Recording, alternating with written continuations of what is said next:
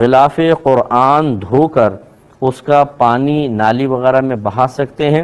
دیکھیں اس میں کوئی حرج نہیں ہے، جس طرح قرآن کا ایک ادب احترام ہے اسی طرح انسان بھی بڑا مکرم ہے۔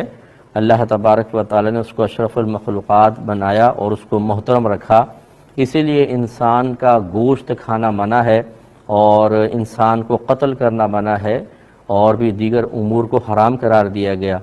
تو اگر صرف کسی چیز کے احترام کی وجہ سے اس سے لگے ہوئے کپڑے کے پانی کا بھی احترام آپ کریں گے تو پھر اب غسل بھی بہت مشکل ہو جائے گا۔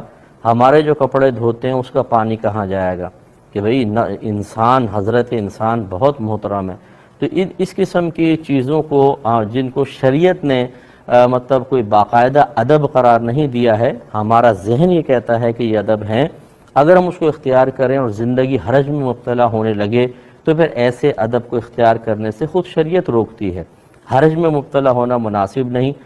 پھر یہ قرآن ہی نہیں اور بہت ساری چیزوں کا آپ دیکھتے جائیں گے، جتنی گھر میں محترم اشیاء ہیں، جیسے جائے نماز کے بارے میں بھی لوگ کویسچن کرتے ہیں، یہ ہم اس پہ نماز پڑھتے ہیں، اب اس کا پانی پھینک دیں کہ نہیں پھینک دیں؟ تو اچھا اس کو نئی نالی میں بہائیں گے، کہاں ڈالیں گے آپ؟ پورا اگر ٹب میں آپ نے اس کو دھویا، پورا ٹب بھر گیا، اب اس کو کیاریوں میں ڈالیں گے، کہاں جائیں گے؟ اگر کیاریاں نہیں ہیں کسی کی پھر کیا کریں گے؟ تو اس لیے اس میں کوئی حرج نہیں ہے، آپ بہا سکتے ہیں نالی میں۔ ہاں اگر فرض کر لیں کہ آپ کا بڑا گارڈن ہے اور آپ پانی اس میں کیاریوں میں ڈال سکتے ہیں تو ایک الگ مسئلہ ہے، ورنہ پھر بہانے میں بہرحال کوئی بے ادبی کا پہلو ایسا نہیں ہے کہ آخرت میں آپ قابل گرفت ہو جائیں۔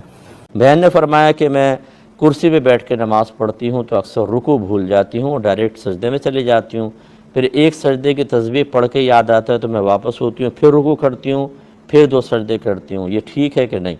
دیکھیں بالکل ٹھیک ہے، جب فرض نکل جائے نا تو آپ کو واپس اس کی ادائیگی کرنی ہوگی۔ تو جیسے آپ سجدے میں چلیں گے تو واپس آئیں، رکوع کریں، پھر 2 سجدے کریں۔ یہ دوسرا سجدہ نہیں کہلائے گا، اگر درمیان میں کوئی رکن رہ جاتا ہے تو اس کو کریں اور پھر 2 سجدے کریں اور آخر میں آپ کو سجدہ سہو کرنا ہوگا۔ لیکن اگر آپ یوں کریں کہ رکوع نہ کریں، سجدے کنٹینیو رکھیں اور آخر میں سجدہ سہو کر لیں تو آپ کی نماز نہیں ہوگی، کیونکہ سجدہ سہو ہوتا ہے واجب کے ترک پر۔ جب ہم کوئی واجب ترک کر دیتے ہیں، نماز میں کمی آتی ہے، اس کمی کو تدارک کے لیے، کفارے کے لیے سجدہ سہو ہے، اور رکوع فرض ہے۔ فرض چھوٹ جائے تو سجدہ سہو تو واجب کے کفارے کے لیے تھا، واجب کی کمی کو پورا کرنے کے لیے تھا، نہ کہ فرض کے قائم مقام ہو جائے یا فرض کی کمی کو پورا کرے، پھر آپ کی نماز نہیں ہوگی۔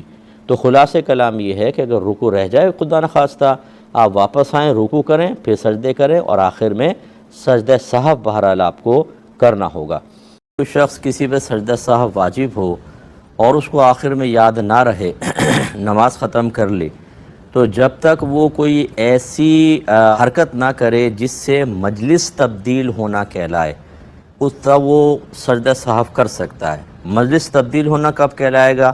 جیسے نماز ختم کر کے وہ کسی سے باتیں کرنے لگے، کھانا کھا لے، اٹھ کے چل پڑے، نیچے لیٹ جائے، سو جائے، تو یہ کہیں گے کہ مجلس بدل گئی اور اب جو ہے اس کا گویا کہ سابقہ نماز سے سلسلہ بالکل منقطع ہو گیا۔ اگر ایسی صورتحال ہے تو نماز واجب العیادہ ہوگی، اسے بعد میں ادا کرنی ہوگی۔